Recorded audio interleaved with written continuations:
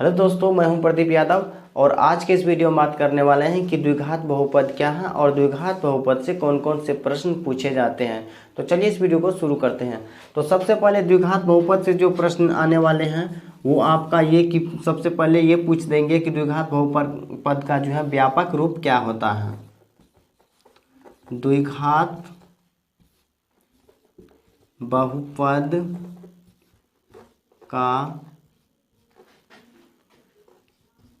व्यापक रूप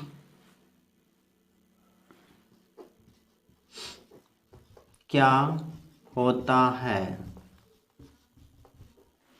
पहला क्वेश्चन आपसे ये पूछ सकते हैं। तो द्विघात बहुपद का जो व्यापक रूप होता है ax² plus bx plus c, जहाँ a बराबर 0 ना हो। तो द्विघात बहुपद का जो व्यापक रूप होता है ax² plus bx plus c, जहाँ a बराबर 0 ना हो, तो ये होता है। ठीक है।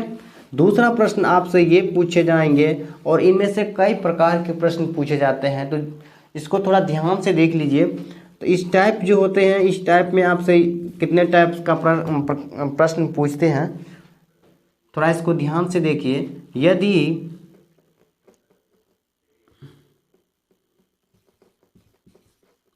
द्विघात बहुपद 2x² प्लस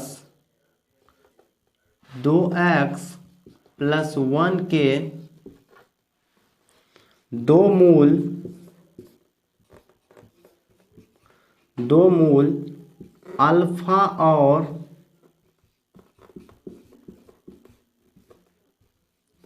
बीटा है, तो निम्न का मान क्या होगा। निम्न का मान क्या होगा। तो इनमें से जो है कई प्रकार के प्रश्न पूछ सकते हैं, लेकिन एक ही प्रश्न पूछेगा इनमें से। और इसका जो है कौन कौन से प्रश्न पूछ सकते हैं, तो इसको थोड़ा ध्यान से देख लीजिए। सबसे पहले अगर कह दें कि यदि द्विघात बहुपद 2x² प्लस 2x प्लस 1, इसमें से कोई भी बहुपद दे सकते हैं, उससे कोई दिक्कत नहीं है। एक मैंने अपने मन से ले लिया है, इसके स्थान पर कोई भी बहुपद हो सकते हैं, तो उससे जो है घबराने की कोई बात नहीं है। तो इसमें से कोई बहुपद रह सकते हैं। तो मूल यदि अल्फा और बीटा हो, अल्फा और बीटा के स्थान पर भी कोई भी लेटर दे सकते हैं। कह देंगे कि p और q है या और भी कोई संख्या a b है, तो निम्न का मान ज्ञात करें। तो कुछ भी अगर अल्फाबेट रहे तो उससे कोई दिक्कत ना होना चाहिए। तो इसमें देखिए कौन कौन से प्रश्न पूछ सकते हैं। तो अगर अल्फा बीटा है तो अल्फा बीटा से ही संबंधित देगा। तो या फिर पी क्यू आर है तो पी क्यू आर को हमें समझना है कि पी अगर क्यू रहे तो समझना है कि पी को जो है वो अल्फा है, क्यू जो है वो क्या है, बीटा है।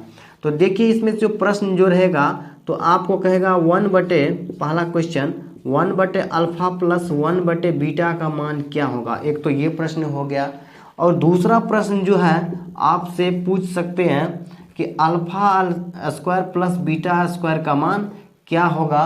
और तीसरा जो है क्वेश्चन इसी में आपसे पूछ सकते हैं alpha cube plus beta Q का मान क्या होगा। तो इन तीनों प्रश्न में से जो है एक न एक प्रश्न जो है हर बार आपसे पूछ ही लेते हैं। तो इन प्रश्नों को कैसे हल करते हैं, देखिए जैसे ये 1/, अल्फा प्लस 1/, जो बीटा है, तो इसको क्या करेंगे, हल कर लेंगे। हल करने के बाद हमें क्या प्राप्त होगा, यदि दोनों का लॉसा लेते हैं तो अल्फा और बीटा होता है, अल्फा कट जाएंगे तो बीटा बचेगा, और यहाँ से जब इसमें भाग देंगे तो बीटा कट जाएंगे तो अल्फा होंगे। तो इसका जो वैल्यू है बीटा प्लस अल्फा होने वाले हैं, अर्थात इसको सजा करके beta plus alpha plus beta हम लिख सकते हैं। तो अब देख लीजिए ध्यान से। तो यहाँ पर जो एक सूत्र बन करके आ जाते हैं अल्फा प्लस बीटा, जो मूलों का क्या है, योगफल है, को दर्शाते हैं। तो मूलों का जो योगफल होता है वो होते हैं -b/a। तो यहाँ पर जो -b होगा, b जो होते हैं वो x के गुणांक होते हैं। तो x के जो गुणांक है वो क्या है, 2, यहाँ पर प्लस में है तो इसका वैल्यू क्या हो जाएगा माइनस में, क्योंकि माइनस बी बटे ए होता है और बी का वैल्यू वहाँ पर प्लस है तो माइनस हो जाएंगे। और अल्फ़ा इंटू बीटा होता है सी बटे ए। तो यहाँ पर देख लीजिए इसका जो वैल्यू है माइनस बी बटे ए, ऊपर का वैल्यू यहाँ पे मैं बी के स्थान पर जो है 2 है और ए के स्थान पर भी क्या है 2 है, तो इसके स्थान पर भी 2 रख सकते हैं। और अल्फ़ा इंटू बीटा यहाँ पे देख लीजिए अल्फ़ा इंटू बीटा है, तो इस अल्फ़ा इंटू बीटा जो होते हैं वो मूलों का गुणनफल होते हैं और मूलों का जो गुणनफल होते हैं उसके बराबर होता है सी बटे ए। तो सी जो होते हैं कोई अचर राशि होते हैं जो यहाँ पर 1 है और ए जो होते हैं एक्स स्क्वायर के गुणांक होते हैं, तो 1 बटे क्या हो जाएंगे 2। तो इस प्रकार से जो है 1 2 3 4 पद में आप देख रहे होंगे। इस प्रकार से जब 4 पद हो जाए तो पहला जो पद है उसको चौथे के साथ क्या करना है गुना कर देना है। तो -2 जो है ये सबसे नीचे वाले इसके साथ गुना कर देना है और दूसरे को जो है तीसरे के साथ क्या करना है गुना कर देना है। कोई भी संख्या रह सकता है। तो यहाँ पर देख लीजिए 2 दूनी, यहाँ पर ये 2 क्या हो गए कट गए और इसका जो वैल्यू है वो क्या आ गए -2 बटे 1। तो इस प्रकार से इसका जो है ये आंसर आ गए। तो इसका आंसर जो होगा फाइनल ये 2 आ गए। तो इस प्रकार से जो है भी प्रश्न पूछ लिए जाएंगे। उसके बाद यदि हम बात करें alpha square plus beta square रहे तो इसका मान क्या होगा, ठीक है।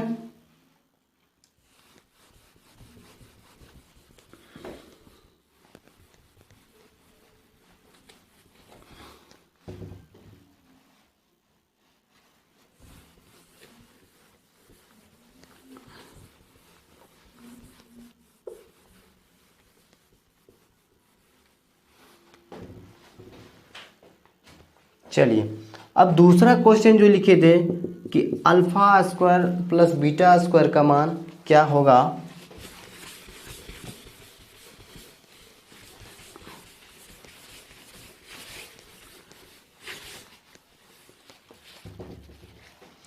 दूसरा question alpha square plus beta square का मान क्या होगा।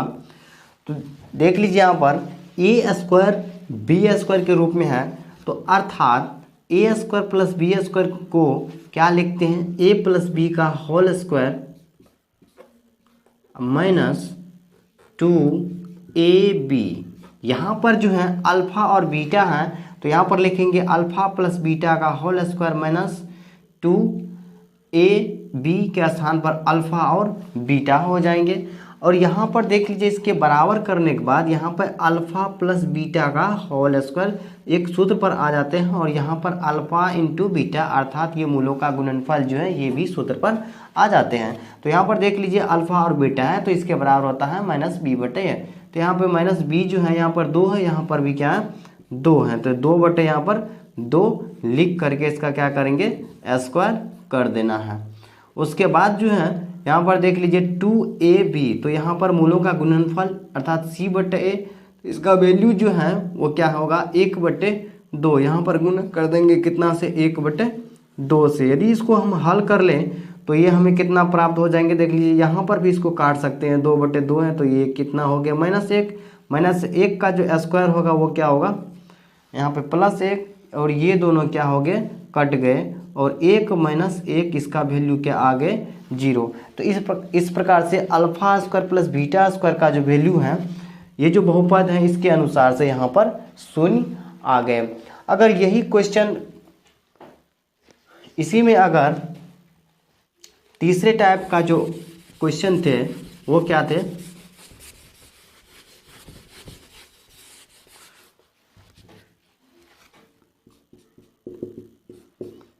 Alpha cube plus beta Q.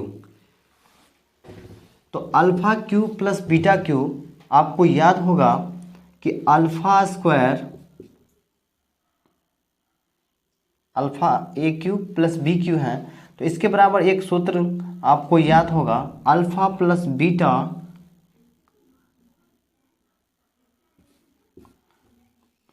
का होल क्यू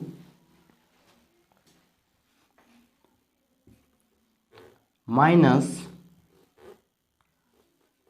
3ab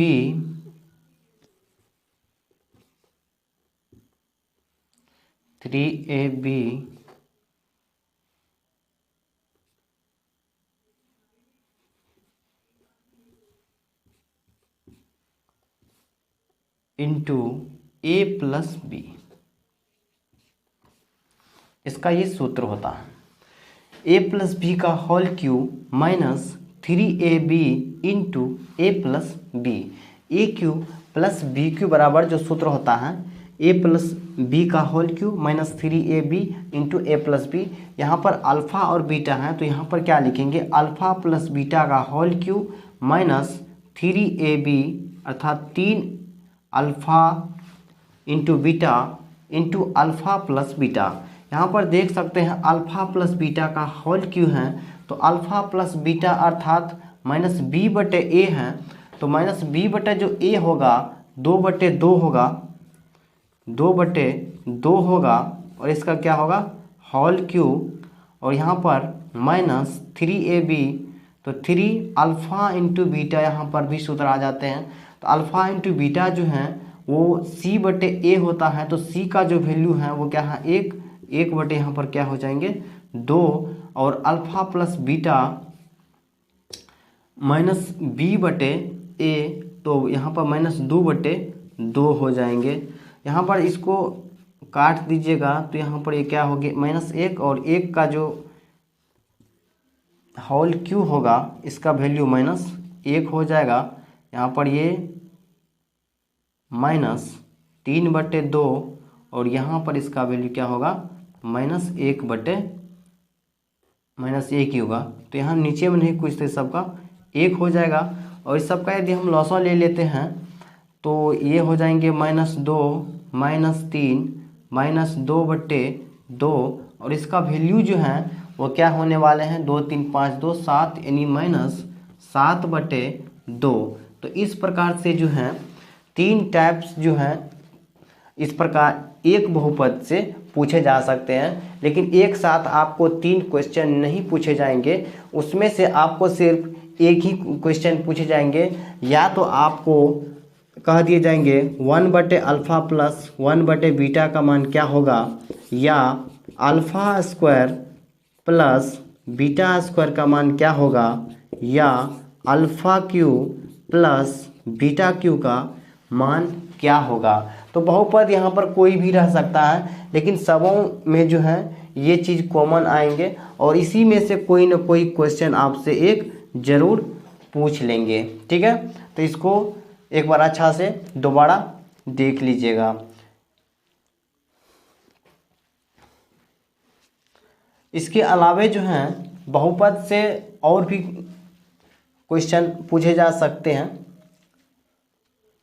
लेकिन इनमें से अल्फ़ा प्लस बीटा के जगह पर जो है आपको और भी अंग्रेजी के कोई भी लेटर दे दिए जाएंगे। जैसे उसमें अल्फ़ा प्लस बीटा के जगह पर p और q कह देंगे कि 2 जो है इसका मूल है, तो निम्न का मान ज्ञात करें, तो उसमें आपको दे देंगे p का स्क्वायर अब प्लस q का स्क्वायर का मान क्या होगा। तो उस स्थान पर जो है आपको खोने का ज़रूरत नहीं है, उसमें आप समझ लीजिएगा कि ये जो p स्क्वायर और q स्क्वायर है ये अल्फ़ा और ये बीटा के रूप में है। तो इस प्रकार से जो है बहुपद से आपको जो क्वेश्चन आने वाले थे इसको बताए हैं, और इसको दोबारा देख लीजिएगा सही तरीक़ा से। इनमें से एक न एक क्वेश्चन जरूर ही आते हैं। इसके अलावे जो है इन बहुपद में से जो है पूछ लेते हैं इसका शून्यक क्या होगा। तो शून्यक के लिए जो है देख लेते हैं कि बहुपद से जो है शून्यक कैसे प्राप्त करते हैं।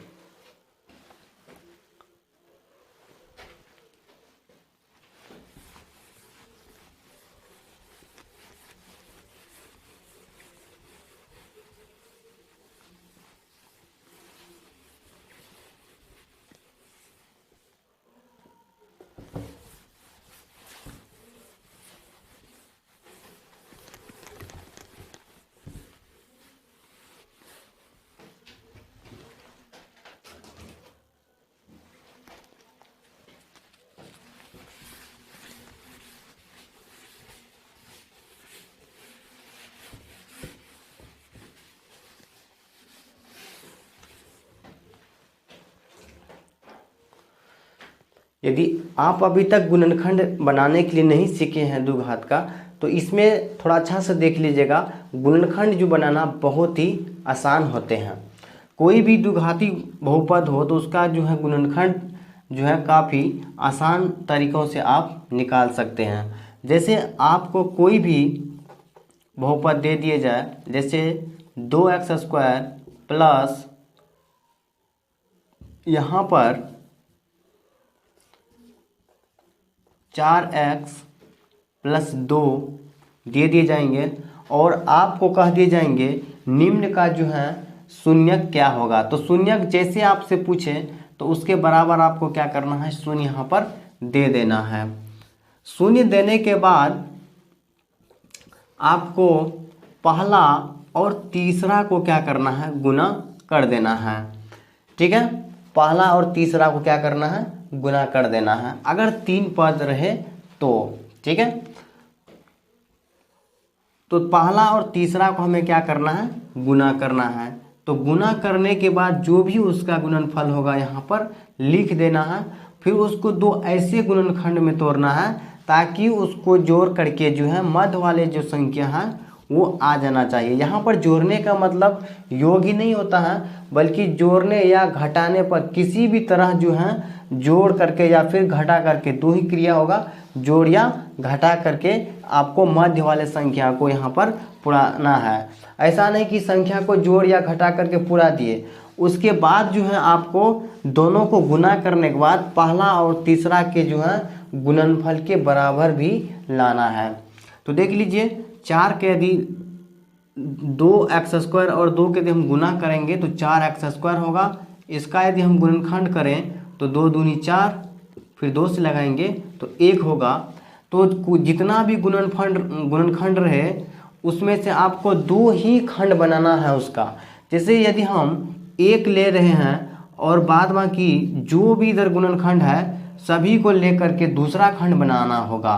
तो जैसे 1 ले रहे हैं तो 2 दूना कितना लेंगे, इधर 4 लेंगे। अगर बड़ा से बड़ा संख्या रहे तो उस स्थिति में भी आप यदि 2 गुणनखंड को लेकर के गुना कर दिए हैं तो बाद बाकी जितना भी गुणन है सबों के लेकर के 1 खंड ही बनाना है, यानी 2 खंड में ही इसको बना करके तोड़ना होगा।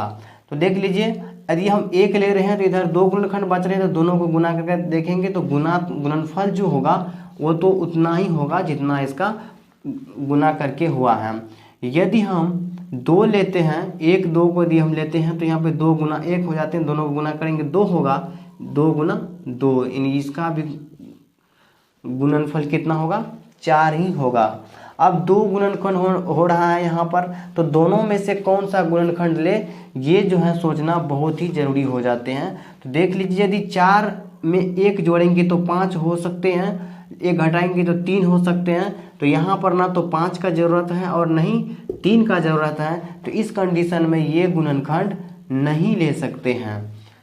उसके बाद देखते हैं यहाँ पर 2 और 2 कितना होते हैं, 4 होते हैं। दोनों को गुना भी करेंगे फिर भी कितना होगा, 4 होगा। x है तो दोनों में x लेंगे तो 2x प्लस 2x 4 हो जाएंगे, दोनों को फिर गुना करेंगे तो 4x² अवश्य हो जाएंगे। तो इस प्रकार से जो है इसको क्या करना है, 2 गुणनखंड में तोड़ लेना है मध्य वाले संख्या को। उसके बाद देखते हैं कि कॉमन बहुत सारे बच्चों को कॉमन लेने में बहुत सारे परेशानी होते हैं, उसको ये ध्यान ही नहीं रहते हैं कि कॉमन क्या लें। कॉमन वही संख्या होते हैं जो दोनों संख्याओं को काट दे। ठीक है, तो यहाँ पर देख रहे हैं कि 2x² है और यहाँ पर 2x है, तो यहाँ पर क्या कर सकते हैं 2x और यहाँ पर जो है 2x² यहाँ पर है और 2x यहाँ पर है, तो दोनों में 2x हैं। तो यहाँ पर 2x कॉमन यदि हम ले लेते हैं तो यहाँ पर 1x रह जाएंगे। यहाँ पे 2x पहले कॉमन ले लिए तो इसके बदला में 1 यहाँ पर हो जाएंगे। दोनों में यहाँ पर देख लीजिए 2x है और इसमें 2 है, तो इसमें x नहीं है कि 2x कॉमन ले लेंगे, तो इसीलिए 2 तो हैं, तो इन दोनों में से 2 कॉमन हो जाएंगे। और 2 जब कॉमन लेते हैं, जो संख्या पूरी कॉमन लेते हैं तो उसके बदला हम 1 लिखते हैं। और याद रखिए जो हम कॉमन लेते हैं कोष्ठ वाले से सब में भाग होते हैं, वो क्या होते हैं, सब में भाग दे करके होते हैं। ऐसा नहीं कि वो कॉमन ले लिए तो 1 हो गए 2 हो गए, ये सबों में क्या होता है, ये भाग होते हैं। फिर एक दूसरे को गुना करेंगे तो फिर इस गुणनफल के इसके क्या होगा, बराबर ही होगा। 2 गुना x करेंगे तो इतना होगा, 2 कम 2 यहाँ पर होना निश्चित है। उसके बाद देख लीजिए यहाँ पर जो कॉमन हुआ है उसको लिख देंगे, जैसे एक तो ये कॉमन, जो यहाँ पर भागफल के रूप में हुआ है 2 पद, उनमें से एक पद आपको क्या करना है, लिख लेना होगा। एक बात को आप सदैव ध्यान में रखेंगे, यदि आपका ये पद और ये पद यानी 2 पद आपका यदि समान है तो समझ लीजिए आपका जो ये गुणनखंड है ये बिल्कुल सही है। अगर ये 2 पद आपका बराबर नहीं हुआ तो समझ लीजिए आपका गुणनखंड कहीं ना कहीं गलत हो गए हैं। तो यहाँ पर देख लीजिए दोनों के बराबर 0 है, तो यहाँ पर सीधा शॉर्टकट में आप लिख सकते हैं, यदि ये जोड़ में है तो इधर घटों में आप लिख सकते हैं, ये x के साथ गुना में है तो इधर भागा के रूप में लिख सकते हैं, ये x यदि प्लस में है तो इधर डायरेक्ट माइनस में आप लिख दीजिए। तो x का जो वैल्यू है आपका यहीं पर निकल जाएंगे। तो ये दोनों x का वैल्यू कितना हो गया, ये काट के -1, तो x का जो वैल्यू हो गया वो हो गया -1 और -1, यही इसका क्या हो गया, आंसर हो गए। तो इस प्रकार से द्विघात बहुपद का जो है शून्यक निकालने के लिए हम सीखे। और द्विघात बहुपद से जो है प्रश्न पूछ जाते हैं, इसका शून्यक क्या होगा, निम्न में से शून्यक क्या होगा। तो इस कंडीशन में आपको शून्यक निकाल लेना है और उसमें से आपको देख लेना है कि इसका शून्यक क्या होगा। तो उम्मीद करते हैं कि इस वीडियो में आप द्विघात बहुपद से संबंधित जितने भी टाइप के क्वेश्चन आते होंगे उसको समझ लिए होंगे। अगर नहीं समझ में आ रहे हैं तो कमेंट्स करके ज़रूर बताइएगा कि कहाँ पर दिक्कत है। मिलते हैं एक नई वीडियो में, तब तक के लिए जय हिंद।